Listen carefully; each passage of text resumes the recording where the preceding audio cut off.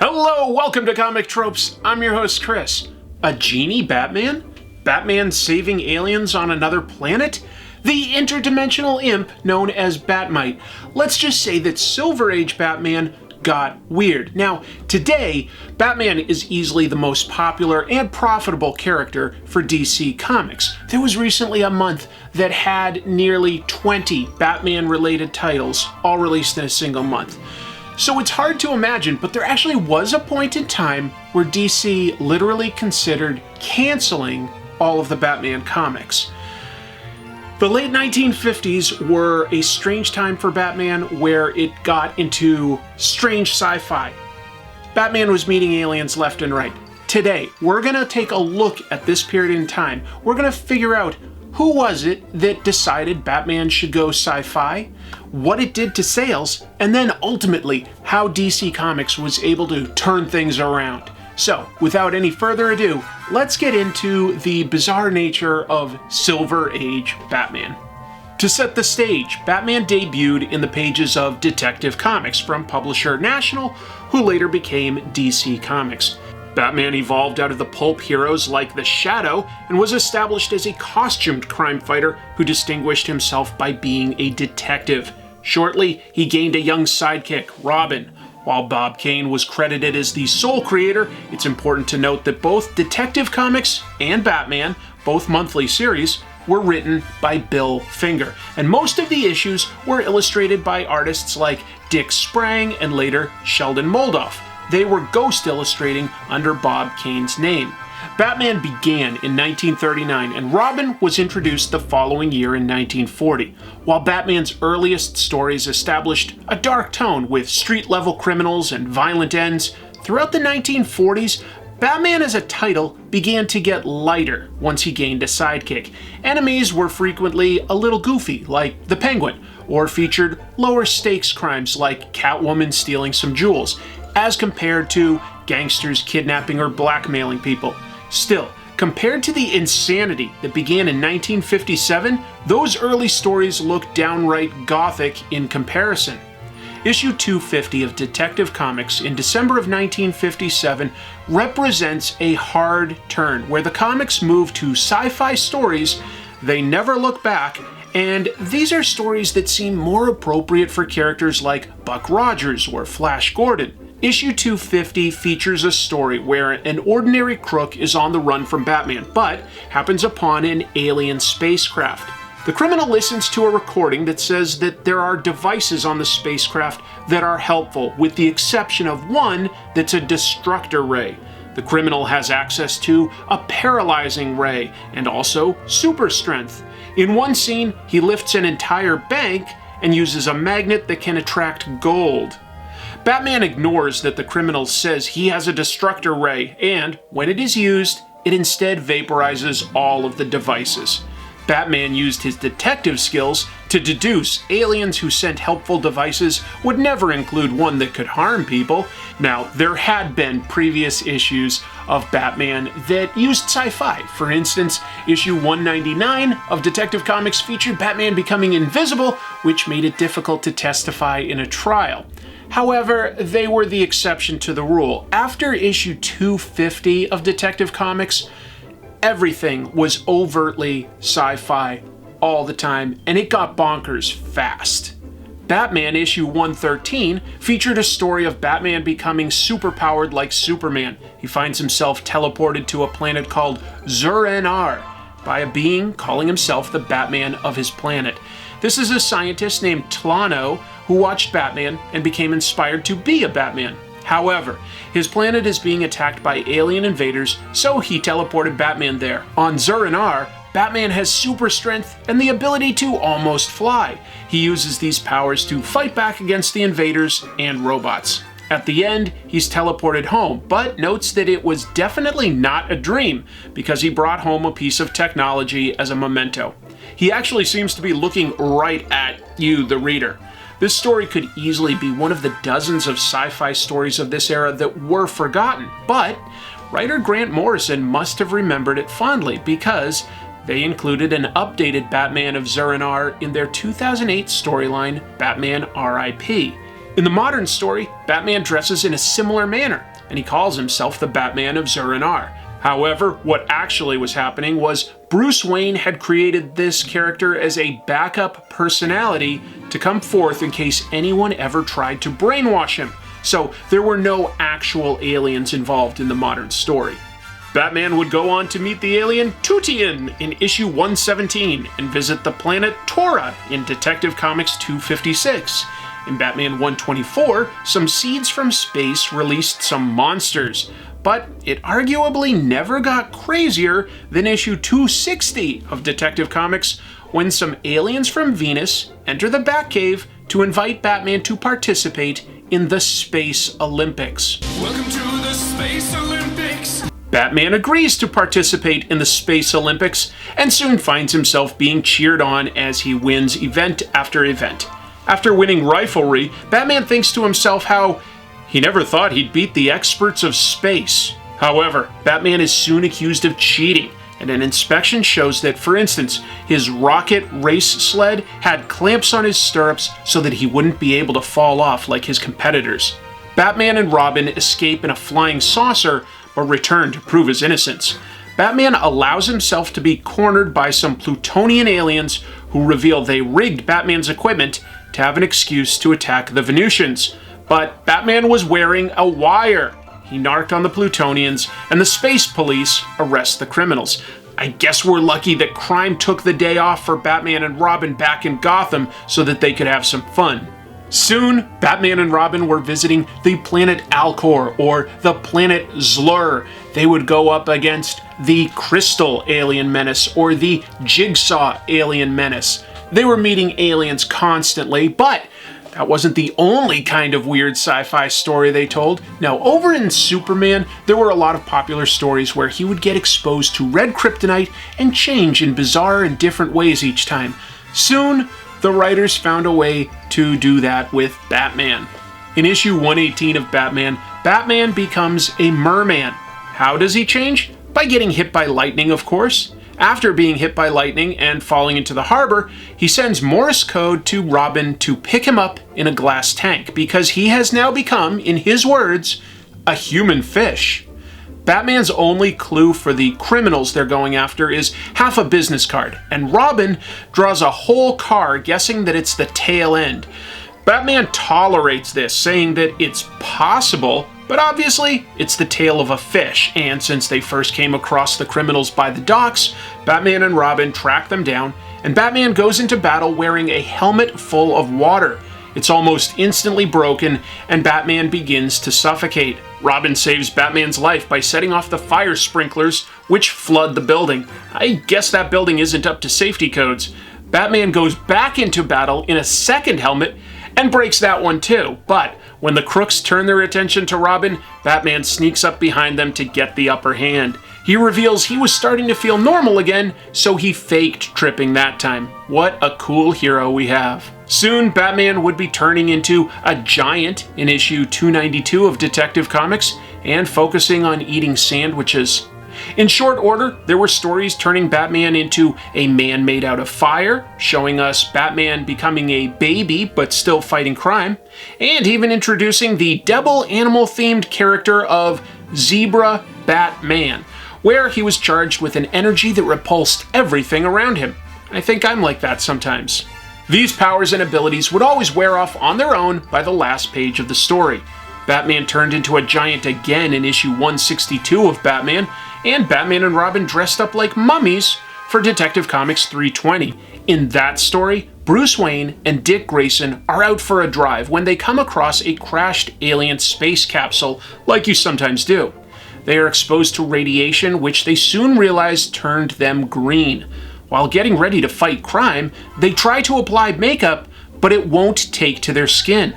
Batman suggests they could wear full face masks, but Robin protests that he can't cover his arms and legs. Why? Can't you cover your arms and legs, Robin? Batman and Robin decide that rather than scare people by being green, they can just wrap themselves up in bandages like mummies. Yes, Batman, who decided to dress like a bat to scare criminals, opts to dress up like a mummy so as not to scare anyone. Although Robin has to save Batman later in the story and does so by unwrapping his bandages and scaring some criminals into thinking they'll catch radiation poisoning, so they run away. During this period of time, Batman became a genie, he gained super strength, and he even gained the powers of his enemy Clayface in one issue. Now, speaking of that, during this period of time, Batman's classic enemies started to be used sparingly, and in their place we were introduced to a range of new enemies who ranged from pretty good to not so stellar. Issue 121 of Batman introduced Mr. Freeze, originally called Mr. Zero. His origin is pretty weak. While experimenting with gas, he accidentally ingests a bunch and realizes he is only comfortable in a freezer. This turns him to crime. If you ever saw the movie Batman and Robin with Arnold Schwarzenegger as Mr. Freeze, it was very much based on this particular issue. Mr. Freeze speaks in puns, calling Jules ice. He freezes Batman and Robin in literal blocks of ice, and his hideout is a freezer where he can relax in a nice robe. Other new enemies included the forgettable Dr. X, who can create a devil of himself, and Batmite, an imp from another dimension. However, unlike Superman's enemy, Mr. Mxyzptlk, Batmite is a huge fan of Batman and just ends up getting in the way. For instance, in issue 158 of Batman, Batmite gives Batman's dog superpowers, which proves to be annoying. He was a minor pest at most. Detective Comics issue 300 introduced Polka Dot Man, who committed crimes with dots. And issue 311 introduced Catman, a powerful adversary who had lived in the jungle but who introduced himself by riding a gigantic robot cat. Catman appeared several more times, and even as this was towards the end of the sci-fi era of Batman, he still appeared more times than Catwoman, whose provocative outfit of a dress with a slit up the thigh was seen as too risque for that point in time. Thanks, Comics Code. So why were these Batman stories like this? Obviously that's not how he started. That's not how the classic stories appear by writers like Frank Miller, Grant Morrison, Scott Snyder.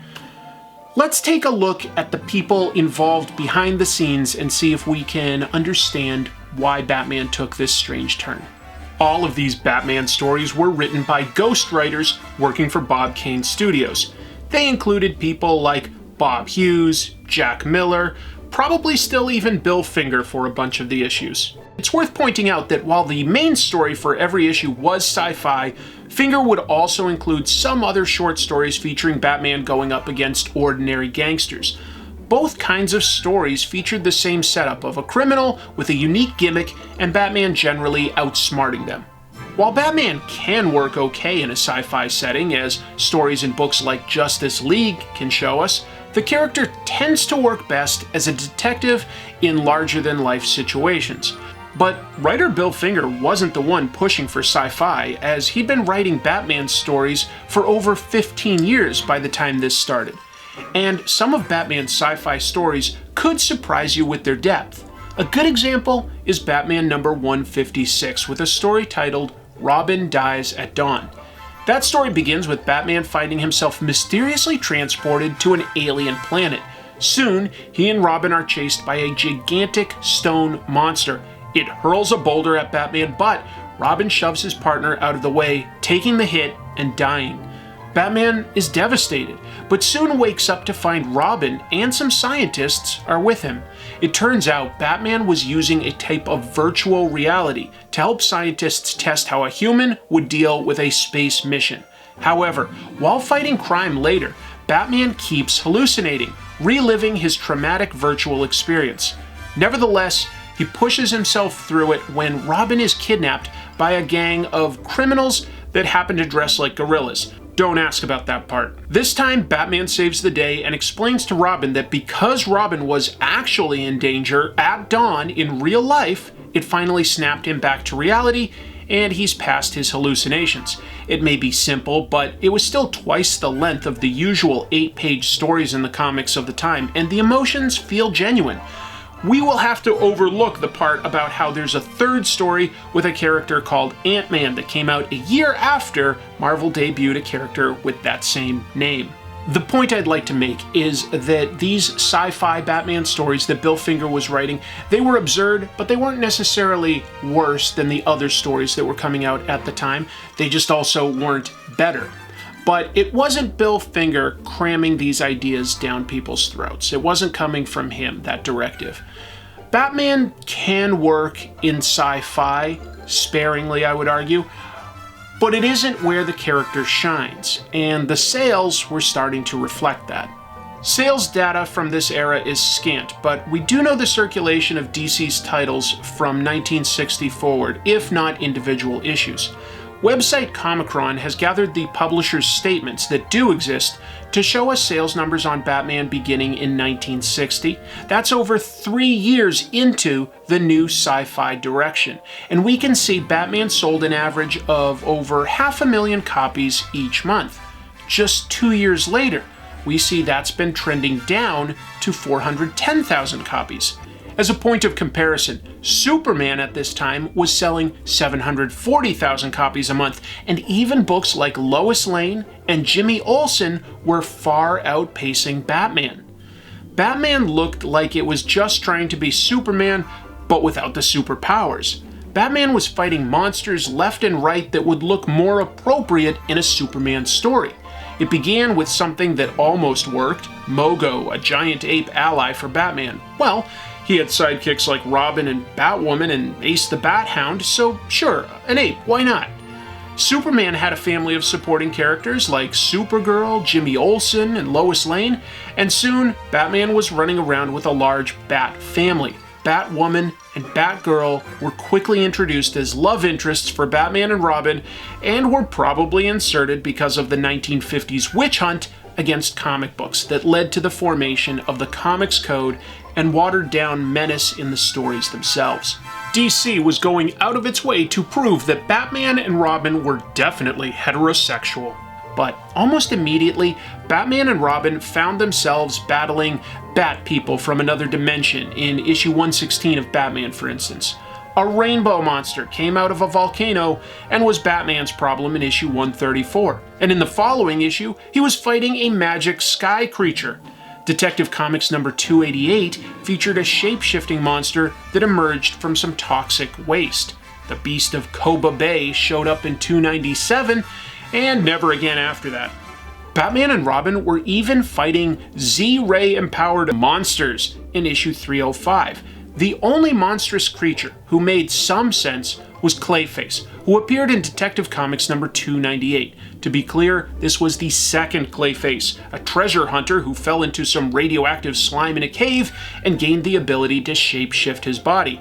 Batman briefly got his powers in issue 312. My favorite example of sci-fi going out of control in Batman is from issue 125. That story featured 2 separate time travel stories. In the first one, Batman and Robin want to go back in time to help a local history buff and just visit a scientist that owns a time machine. In the second story, they explore a cave that transports them into a futuristic world. Batman says the only explanation is that they stumbled into a time warp. Now we know that the Batman sales were trending down, but the creative team behind the scenes was the same, so what else was different? We have to look at other people behind the scenes. Let's take a look at the editor at that time, a man named Jack Schiff, a man who had no particular fondness for sci-fi. Jack Schiff began his publishing career in the 30s for Standard magazines as an editor on their horror and mystery titles. He convinced Standard to hire Mort Weisinger to edit their sci-fi magazines. So, when Weisinger moved to National Publications, he in turn hired Schiff on as an editor there. Beginning in 1942, Schiff started editing the Batman and Superman titles because Weisinger was drafted into World War II service. This was the period where Batman became a bit more kid-friendly, but he was still a crime-fighting detective who worked at night. Schiff was not only not passionate about the sci-fi direction, he stated that he had been outright against it. In 1983, he was interviewed by the Overstreet Price Guide, and he stated, quote, I was having disagreements with the management about the monster craze everyone was into. I fought the introduction into Batman and Superman of this trend, but I was pressured into using them. Well, there we have it. It was obviously not Jack Schiff's idea to put sci-fi into Batman.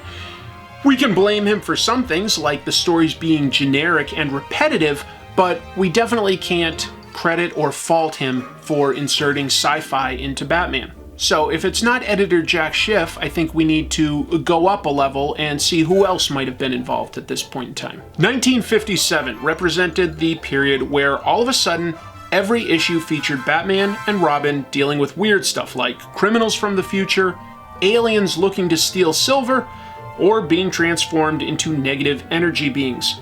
Well, what else was new at DC around that time? In 1956, DC created a new version of The Flash in Showcase issue 4. This version was accidentally covered in chemicals and struck by lightning, granting him super speed. He was a scientist. This origin was just a notch more grounded than the original Flash, who had inhaled heavy water vapors while taking a smoke break.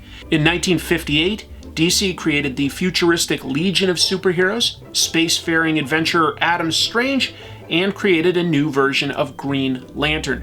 The original version had a magic ring, but this second one had a ring given to him by aliens as part of a galaxy-wide police force. Snuggled right in between all of this sci-fi superhero stuff was Batman's new knack for bumping into aliens. So who was above Jack Schiff? That would be the executive editor, Irwin Donenfeld. Irwin Donenfeld was the son of one of the founders of National, Harry Donenfeld. There are many unverified stories that Irwin Donenfeld noted America's fascination with the space race and the solid sales of science fiction in the movie theaters and books, and there was a top-down dictate from him to make their superhero titles fit in with the current interests of readers. Again, I could not find a quote to confirm this, but Donenfeld also didn't deny it. In Les Daniels' book, Batman: The Complete History, Irwin Donenfeld was asked directly if he came up with the sci-fi dictate, and he said, quote, "I like to take credit for everything, but truthfully, I just don't know." I think it's likely that the sci-fi mandate came from Irwin Donenfeld because there's really nobody above him at that point. Don't know for sure, but that's where I personally think it came from. What's important is to look at the bottom line, and that is that while sci-fi themed heroes like Flash and Green Lantern were definitely selling well for DC, with Batman the sci-fi stuff was just out of hand. It wasn't working. The sales figures dictated that. And if you're being outsold by even Lois Lane, then I don't know how much value Batman has. At this point, it was time for some serious conversations about whether DC should cancel Batman. In 1964, the publishers and senior editors gathered together to come up with a plan to save Batman. They looked to editor Julius Schwartz to take over the Batman line of books. He had been the guiding hand that led to the success of Flash, Green Lantern, and Justice League of America, among other books. He's quoted in Les Daniels' book as saying, quote, "I took over Batman, which I didn't want to do, but they said I had to because the magazine was doing badly. I wouldn't say they were going to kill it, but it was certainly being discussed." The cancellation speculation is backed up with some interviews that artist Carmine Infantino provided. For instance, he talked to journalist Michael Urey in his 2009 publication, The Batman Companion, from Two Morrows Publishing. According to Infantino, he and Schwartz were told by Donenfeld in no uncertain terms, quote, "The Batman books are dying, and you two have 6 months to save them, or, very simply, it's over." Infantino initially revealed this in a 1996 interview with Gary Groth for the Comics Journal. And that's how the comics went from issue 326 of Detective Comics featuring Batman and Robin in an alien zoo to issue 327, debuting a much more realistic look at the crime fighters as illustrated by Infantino. This came to be called the New Look Batman, and must have been a surprise to readers at the time. For 28 years, Batman had been illustrated by different people like Dick Sprang and Sheldon Moldoff, but always in their attempt to draw like Bob Kane, who the books were credited to. The new looks for Batman and Robin proved to be a big hit with readers, and the books have continued to be a consistent top seller for DC ever since. Even though the books became more grounded and serious moving forward at this point, it is worth noting that in the mid-60s there was the campy live-action Batman TV show, and I think that the creative staff on that show had to have been inspired by the sort of goofy late 50s, early 60s Batman comics. How could they not have been? And just to be clear, I am not saying that these sci-fi Batman stories were bad. They were bonkers and absurd, but that doesn't necessarily make them bad. What I am saying is that they weren't selling well at the time. Readers did not want that, or at least they didn't want exclusively that. And I think that that's a lesson that we can still take today. No matter how good something is, people will always want variety.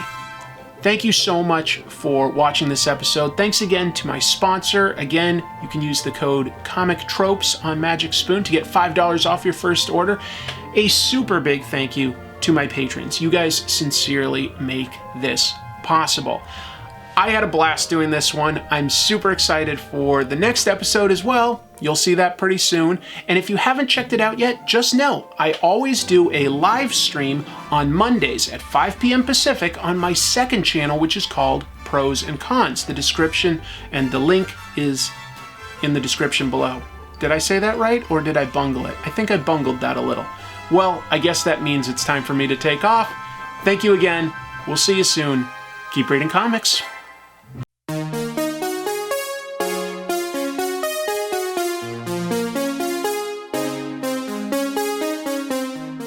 Thanks for watching this video. If you liked it, please consider hitting like and subscribe.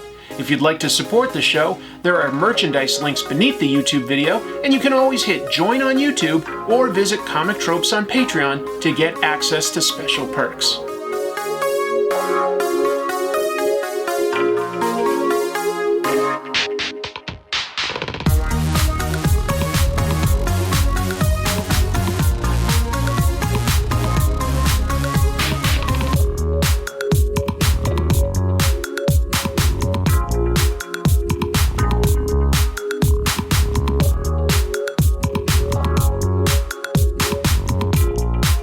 What really happened was Bruce Wayne had created this as a backup personality to come forth in case...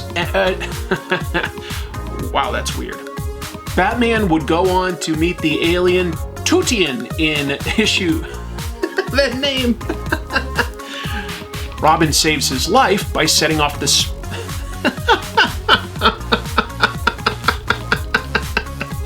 Oh my god, this is crazy.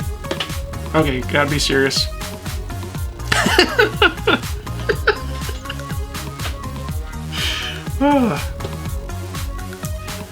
Robin saves his... I hope other people find this as funny as I do.